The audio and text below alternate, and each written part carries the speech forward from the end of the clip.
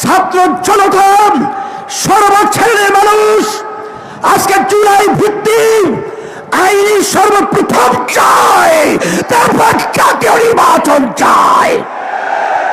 কিন্তু আপনারা যদি এই জুলাই সনদ আইনি ভিত্তি দেওয়ার ব্যাপারে দরিবসু করে থাকেন, আমাদের বাংলাদেশের 3 দিকে ভারতের কাঁটাতারের বেড়া, কিন্তু আপনারা পালাবেন কোথায়? আপনাদের জন্য অপেক্ষা করছেন সেই দক্ষিণে বঙ্গোপসাগর। এছাড়া কিন্তু আপনাদের পালাবার কোথাও জায়গা নেই।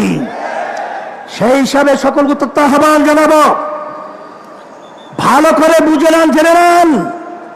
অন্তর্বর্তীকালীন সরকারকে আমি অনুরোধ করছি, আমরা অনুরোধ করছি যে আপনারা যখন আমেরিকায় গেছিলেন তখন 3টা উল্লেখযোগ্য দলকে সাথে নিয়ে গেছিলেন, জামাতে ইসলামী বাংলাদেশ, বিএনপি, এনসিপি। কথা ঠিক কিনা?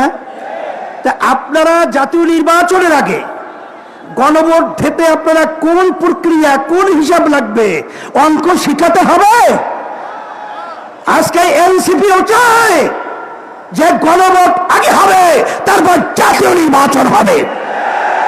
জামাত ইসলামও চায় আগে গণভোট হবে, তারপর জাতীয় নির্বাচন হবে।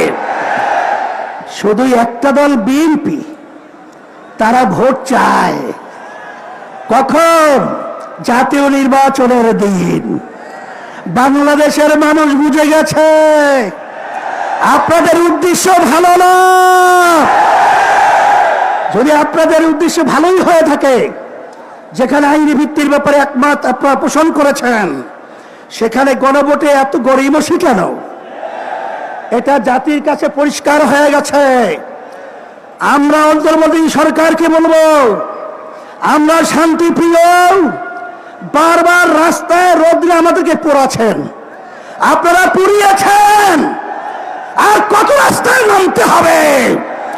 এরপরে পরামর্শ ভিত্তিক আমরা বাংলাদেশের সর্বস্তরের মানুষদের নিয়ে এমন কর্মসূচি ঘোষণা করব, আপনার গণভোট জাতীয় নির্বাচনের আগে দিতে বাধ্য হবেন, বাস্তব দাবি মানতে বাধ্য হবেন ইনশাআল্লাহ। সেই দিক থেকে আমাদেরকে ও পথে আপনারা হাঁটাবেন না, আমরা ও পথে হাঁটতে চাই না।